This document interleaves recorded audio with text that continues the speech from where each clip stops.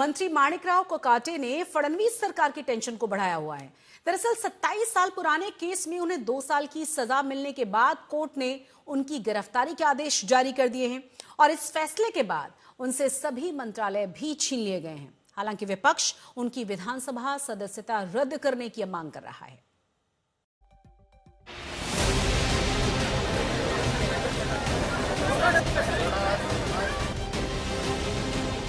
चंद घंटे पहले तक महाराष्ट्र के खेल मंत्री थे माणिकराव कोकाटे, लेकिन इस वक्त एक बड़ी कानूनी मुश्किल में फंस चुके हैं एनसीपी के वरिष्ठ नेता। वजह इसलिए क्योंकि माणिकराव कोकाटे पर गिरफ्तारी की तलवार लटक गई है। दरअसल माणिकराव कोकाटे की मुश्किल मंगलवार को उसी वक्त बढ़ गई थी जब नासिक की अदालत ने जालसाजी के आरोप में उन्हें दोषी ठहराया और 2 साल कैद और 10,000 जुर्माने की सजा सुनाई थी।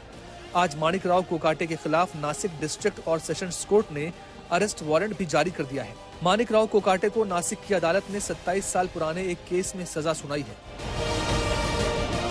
हालांकि मंगलवार को जब कोर्ट ने सजा का ऐलान किया तब से माणिकराव कोकाटे और उनके भाई संपर्क क्षेत्र से बाहर हैं। वैसे जानकारी के मुताबिक सजा के ऐलान के बाद से वो एक निजी अस्पताल में भर्ती हैं।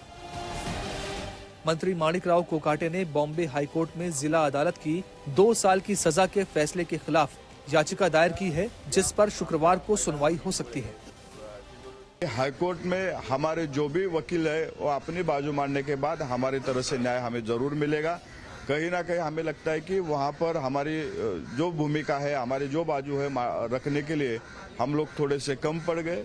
हम अपनी बाजू हाईकोर्ट में एक पूरे 100% वहां पर रखेंगे और मुझे पूरा विश्वास है कि उसमें माणिकराव कोकाटे साहब इस संकट से बाहर निकलेंगे। कोकाटे पर कोर्ट के फैसले के बाद डिप्टी सीएम अजित पवार ने भी मुख्यमंत्री फडणवीस से मुलाकात की है। विपक्ष को बड़ा मुद्दा हाथ लगा है जिसे वो किसी भी कीमत पर छोड़ना नहीं चाहती है और कहीं से ऊपरी अदालत में जाकर स्टे लाने के लिए बेकरार है। मगर दूसरी तरफ कोर्ट के आदेश की अवहेलना भी वो कर रहे हैं। महाराष्ट्र में एक पार्थ पवार पैटर्न चल रहा है। वो क्या है? ये पार्थ पवार जी जो है वो अजित पवार के लड़के हैं। उन्होंने पुणे में एक सरकारी जमीन को उन्होंने सीधा खरीद लिया था और उस पर जो एफआईआर दर्ज हुआ तो उस एफआईआर में उनका नाम नहीं, उनको पूरी तरीके से बचाया जा रहा है। जिसने खरीदा उसको बचाया जा रहा है और दूसरे लोगों को उसमें फंसाया जा रहा है।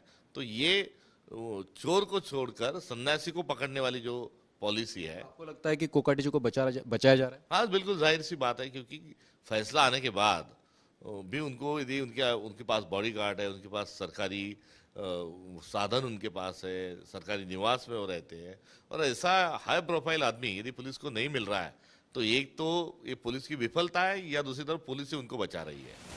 हम आपको ये भी बता दें कि आखिर ये पूरा मामला है क्या।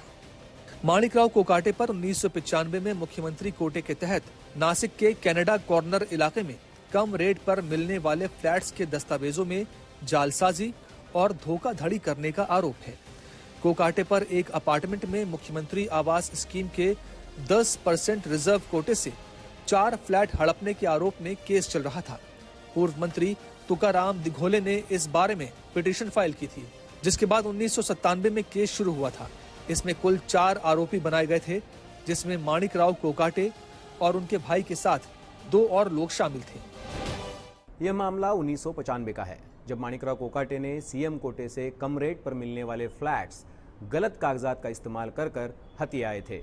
इसके खिलाफ पूर्व मंत्री तुकाराम दिघोले ने याचिका दायर की थी, जिस पर 29 साल बाद एडिशनल चीफ जुडिशियल मैजिस्ट्रेट ने माणिकराव कोकाटे को 2 साल की सजा सुनाई और यही फैसला डिस्ट्रिक्ट मजिस्ट्रेट ने भी कायम रखा और उस पर अमल करने का आदेश भी दिया। 67 साल के माणिकराव कोकाटे सिन्नर से विधायक हैं।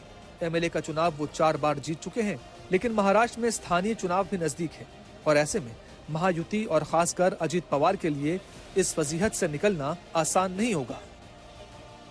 विद्या और मुस्तफा शेख के साथ अभिजीत करांदे, मुंबई, आज तक।